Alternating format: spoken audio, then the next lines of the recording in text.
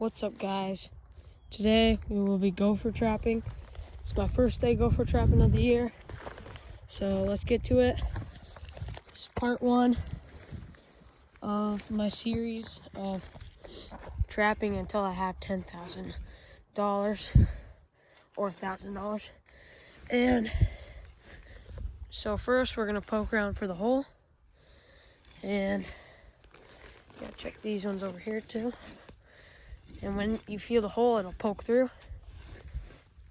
And we'll see over here. Right there.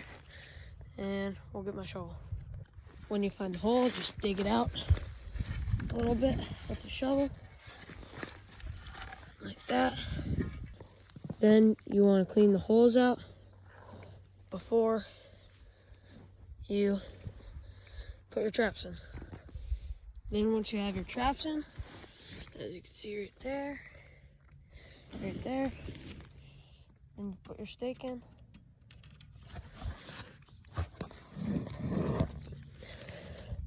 And there you go.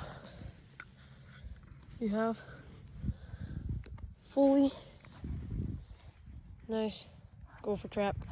Follow for part two of checking the traps.